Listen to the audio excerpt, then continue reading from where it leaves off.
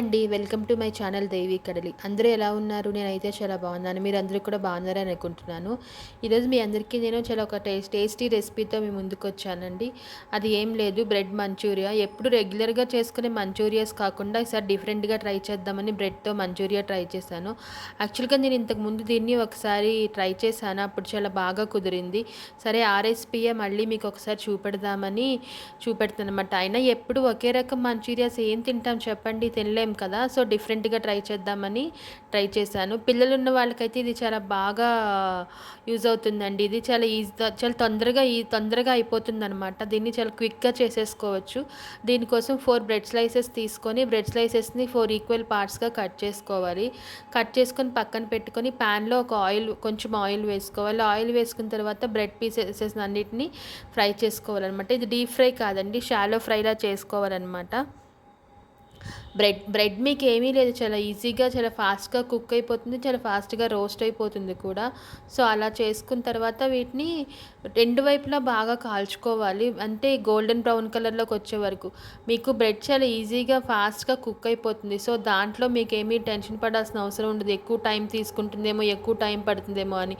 Bread మీకు ఈజీగా ఫాస్ట్‌గా రోస్ట్ అయిపోతుంది. వీటిని ఏంటంటే బాగా రోస్ట్‌గా కాల్చుకోవాలి. బోత్ సైడ్స్ కాల్చుకున్న తర్వాత వీటిని తీసి పక్కన పెట్టుకోవాలన్నమాట. పక్కన పెట్టుకొని మనం మంచూరియా ఎలా చేసుకుంటాం అలా చేసుకోవడమే అనమాట. సో, ఇలా అన్నీ బాగా వేపుకున్న తర్వాత వీటన్నిటిని తీసి ఒక ప్లేట్లో తీసి పక్కన పెట్టుకోవాలి. ఇప్పుడు నేను చూపెడుతున్నాను కదా, ఇలాగా అన్నీ బాగా వేగిపోతాయి. వేగిపోయిన తర్వాత ఇలా రెడీగా చేసి పెట్టుకోవడమే. ఇప్పుడు మళ్ళీ ఒక పాన్ తీసుకోవాలి. పాన్ అంటే ఏమీ లేదు, ఇక్కడ మీరు ఎందులో అయితే బ్రెడ్ వేపామో దాంట్లోనే మళ్ళీ ఒక స్పూన్ ఆయిల్ వేసి మిగిలిన ఇంగ్రీడియంట్స్ వేసి చేసుకోవాలన్నమాట.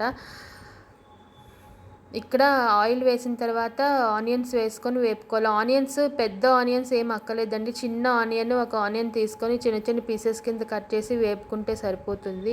అంటే గోల్డెన్ బ్రౌన్ కలర్లోకి వచ్చేంత వరకు వేపితే సరిపోతుంది. ఎందుకంటే ఆనియన్ కొంచెం వేగితేనే బాగుంటుంది. వేగకపోతే అసలు ఇది టేస్ట్ ఉండదు. కచ్చకచ్చమని సౌండ్ వస్తూ ఏదోలా ఉంటుందన్నమాట. సో, ఆనియన్స్ని బాగా వేపుకోవాలి.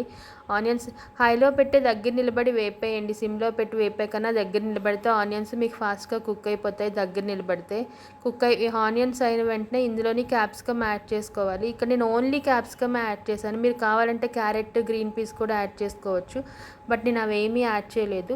ఓన్లీ క్యాప్సికమ్ యాడ్ చేశాను అనమాట. క్యాప్సికమ్ యాడ్ చేసిన వెంటనే కొంచెం సిమ్లో పెట్టి ఒక నిమిషం వేపి సాల్ట్ వేసేసుకోండి. ఎందుకంటే క్యాప్సికమ్ కూడా చాలా ఫాస్ట్గా కుక్ అయిపోతుంది కదా. సో, మనకు కుక్ అయిపోతే మళ్ళీ అలా ఎక్కువసేపు వేపితే అందులోంచి వాటర్ వచ్చేస్తుంది. అలా కాకుండా జస్ట్ వేపామా అన్నట్టుగా వేపి జస్ట్ వీటిని వేపుకొని తీసుకోవాలన్నమాట. వేపుకున్న తర్వాత దీంట్లో ఇప్పుడు మనం సాసెస్ అన్నీ వేసుకోవాలి. రెడ్ చిల్లీ సాస్ వేసాను నేను. రెడ్ చిల్లీ సాస్ ఏంటంటే ఇది చాలా కారం ఉంటుంది, ఎక్కువ వేయకండి. వేసామా అన్న పేరుకి వేసేసి సాస్ని బాగా కలపండి. ఇందులో soya sauce, chilli sauce, vinegar ఇంకా డిఫరెంట్వన్నీ వేస్తారు. ఎవరికి నచ్చినట్టు వాళ్ళు వేసుకోవచ్చు. నేను ఓన్లీ రెడ్ చిల్లీ సాస్ వేసాను. కొంతమంది కావాలంటే గ్రీన్ చిల్లీ సాస్ కూడా వేస్తారు, వేయలేదు. నేను సోయా సాస్ వేసాను. సోయా సాస్ జస్ట్ వేసామా అన్న పేరుకి కొంచెమే వేయండి, ఎక్కువ వేయొద్దు అనమాట. వేసి కలిపి బాగా కలపండి. కలిపిన తర్వాత ఇక్కడ నాకు షెజ్వాన్ చిల్లీ గార్లిక్ సాస్ అని చెప్పి ఇంట్లో ఉందన్నమాట. అది వేస్తే ఎలా ఉంటుందో అని ట్రై చేద్దామని అది వేసాను. టేస్ట్ అయితే మాత్రం సూపర్ ఉందండి అది వేయడం వల్ల. సో, టేస్ట్ చాలా బాగుంది. సో, మీరు ఉంటే వేసుకోండి, లేకపోతే లేదు. కొంతమంది వెనిగర్ యాడ్ చేస్తారు, నేను వెనిగర్ యాడ్ చెయ్యలేదు. సో, వేసిన తర్వాత పెప్పర్ పౌడర్ వేసుకోండి. పెప్పర్ పౌడర్ కూడా కొంచెమే, బ్లాక్ పెప్పర్ కానీ వైట్ పెప్పర్ కానీ ఏదైనా పర్వాలేదు. జస్ట్ కొంచెం అంటే కొంచెం వేసుకొని బాగా కలపండి.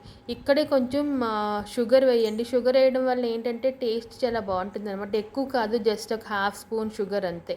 హాఫ్ స్పూన్ షుగర్ వేసి బాగా కలపండి. ఇలాగా నేను చూపెడుతున్నాను కదా, అలాగే ఇక్కడే మీరు కొత్తిమీర కూడా వేసుకొని బాగా కలుపుకోవచ్చు అనమాట. బాగా కలుపుకొని ఒకసారి పైకి కిందికి మొత్తం ఇంగ్రీడియంట్స్ అన్నీ వేసి టోస్ట్ చేసేసుకొని బ్రెడ్ కూడా వేసేసుకొని కలుపుకోవడమే అనమాట. చాలా బాగుంటుంది టేస్ట్ అయితే మాత్రం. ఒకసారి ట్రై చేయండి అందరూని. టేస్ట్ మాత్రం చాలా బాగుంటుందన్నమాట. చాలా ఈజీగా అయిపోతుందండి. ఇంతేనండి నా రెసిపీ. మళ్ళీ మరొక మంచి వీడియోతో మీ ముందుకు వస్తాను. అప్పటి వరకు నా ఛానల్ని సబ్స్క్రైబ్ చేసుకోవడం మర్చిపోద్దండి. Please do subscribe. Thank you అండి. Thank you so much.